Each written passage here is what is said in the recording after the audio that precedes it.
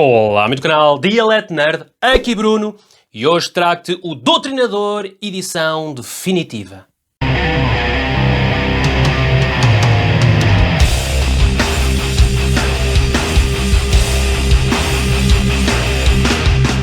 Ora, antes de mais nada, só é possível esta edição chegar às minhas mãos através da We Are Comics. A We Are Comics é uma loja online de banda desenhada, com tudo um pouco, mas especialmente focada nos lançamentos dos nossos irmãos do Brasil, onde são editadas todos os anos imensos títulos fantásticos. E agora, em Portugal, é possível adquiri-los todos através da We Are Comics. Tem os lançamentos Pipoca e Nanquim, Comic Zone, Panini, Mitos e, neste caso, da Super Prumo. Deixo aqui no ecrã e também na descrição do vídeo os links para aproveitar as promoções que estão a decorrer. Ora, esta edição, o Doutrinador edição definitiva, é formato americano, capa cartonada, tem 200 páginas. Passo a mostrar aqui, esta é a capa frontal, temos aqui a lombada e então aqui a contracapa. Este livro reúne então as 3 edições entre 2013 a 2018, mais extras de O Doutrinador, criado por Luciano Cunha, escrito e desenhado por Luciano Cunha. Nas orelhas traz então aqui um texto de Rodrigo Fonseca, que é um crítico de cinema, roteirista e pesquisador, e na outra tem então a falar sobre o autor Luciano Cunha, o seu trajeto e tudo mais. Ora, passamos então para o interior. E no interior temos então aqui, logo de início, temos um texto introdutório do autor, Luciano Cunha, onde ele expõe as suas motivações para a criação desta obra, o momento político do país e a revolta das pessoas que, como ele, viam algo com que não se identificavam. Fala da evolução do seu traço ao longo da própria série e também do sucesso que teve com o filme e com ainda a série de TV que foi além Brasil, foi Japão, Coreia do Sul, França e Itália. Olha o que é que trata então o Doutrinador. Fala então de um Brasil minado de corrupção em todos os setores de poder, onde surge então um ex-militar de uma força militar especial que o torna extremamente mortal. Ele revolta-se então contra o sistema e começa a matar todos os governantes que são descritos como corruptos e burlões. A sua popularidade cresce elevada pelo povo que o vê como o seu salvador contra o estado das coisas. Temos aqui mortes atrás de mortes e os máximos governantes tentam cercá-lo de todas as formas possíveis, mas devido ao seu treinamento, ele é uma máquina mortal sem paralelo. Até ao momento que eles acabam por convocar a única pessoa capaz de o parar. Alguém que, como ele, tem o mesmo tipo de treinamento, mas que é muito mais cruel. Temos aqui muita violência, muita ação, uma mistura de justiceiro com um pouco de juiz Dredd e umas pitadas de Batman. O Doutrinador aqui representa para o autor a personificação de um sentimento de revolta, não faz debates de julgamento, ele não procura provas nem ouvir as duas partes, ele é apenas emoção. O que faz dele um justiceiro possivelmente injusto, mas a ironia das ironias é que ele é o produto dos seus próprios alvos. Foram os próprios governantes que criaram a máquina de matar que os persegue. É interessante a forma como aqui o autor cria um bocadinho o seu mundo, constrói o seu mundo. Ele acaba por construir este mundo corrupto através de descrições em cada uma das páginas. Ele descreve a acusação em diálogos ou em caixas de narração ou caixas de pensamento, como acontece aqui, por exemplo, nesta página que eu estou aqui a demonstrar. E ele repete esta mesma situação para cada uma das várias áreas de gestão. E o autor utiliza então esta forma narrativa para ele dar então as motivações do Doutrinador, utilizando estas caixas, como eu estava a dizer, e os diálogos, para ele dar então a substância e dar então o mote de toda a ação. Algumas páginas são também dedicadas a criar algumas camadas ao personagem do Doutrinador, que tem um passado então tumultuado e também com um grande amor e uma grande tragédia, apesar de não ser obviamente o foco deste livro, que é mais direcionado obviamente para a ação.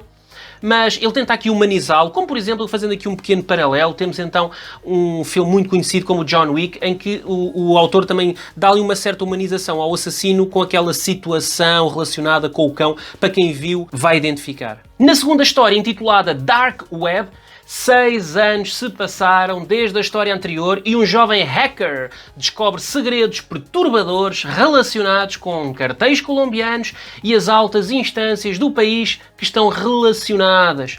A sua vida, obviamente, corre perigo e a única saída é tentar contactar o doutrinador para o proteger. Aqui o foco é mais a manipulação evolutiva da utilização da internet, assim como os cartéis de droga, armas e carros roubados que circulavam livremente pelo país sem intervenção e até com envolvimento político, assim como o desequilíbrio socioeconómico que preocupa o povo, como tal, o doutrinador é chamado a intervir. Uma curiosidade que eu queria destacar aqui é que nesta história o doutrinador está aqui um bocadinho mais próximo de um Batman, com um parceiro que simboliza o comissário Gordon, que está aqui. Aqui este personagem, que se chama então Paulo Dantão. Personagem esse que curiosamente também apareceu na primeira história, tem uma pequena participação, mas ele fez bem aqui a ponte. Temos aqui então o comissário Gordon do doutrinador. Como não podia deixar de ser, tenho que fazer aqui alusão aqui à referência ao YouTube. Temos aqui, utilizado aqui este painel que simboliza aqui vários ecrãs, não é? Tem aqui o TV, outra mídia, tem aqui o símbolo de HD, temos aqui o símbolo do like e por aí fora. Está aqui simbolizada então a referência também do YouTube. E esta segunda história tem um twist final muito interessante que eu não estava mesmo nada à espera, fiquei surpreendido. E aqui o meu comentário que eu fiz relacionado à primeira história sobre a ironia de ser o produto do seu próprio alvo, aqui ganha uma nova dimensão. A terceira parte, de nome Apocalipse BSB, é mais um conjunto de curtas histórias e algumas splash pages. Funciona um bocadinho mais como extras.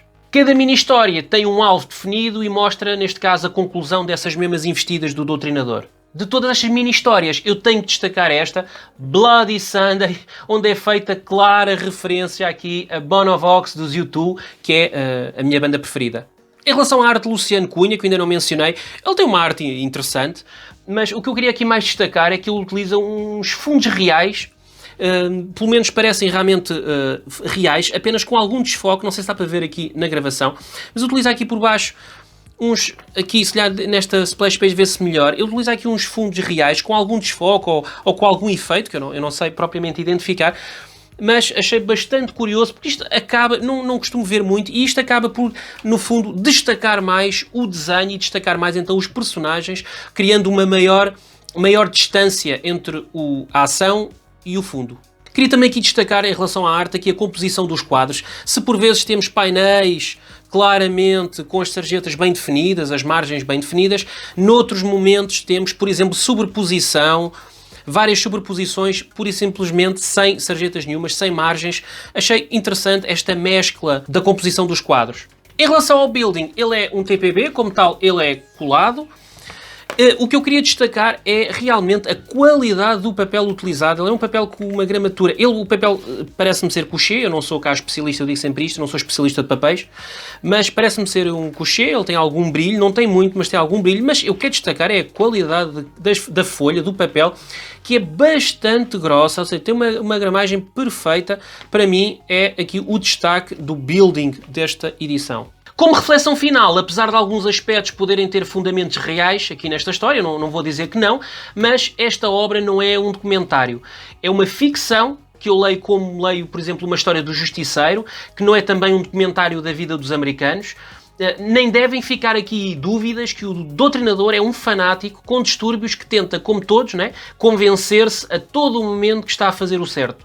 Temos de perceber que os aspectos mais extremos apresentados servem à narrativa que dá corpo e substância a um personagem com motivações e características muito específicas. Óbvio que eu conheço um momento divisório que atravessa o Brasil, pois neste momento metade da minha vida está ligada ao Brasil, não é? Mas eu convido-te a ti, que estás a ver este vídeo, a leres esta obra como o que ela é.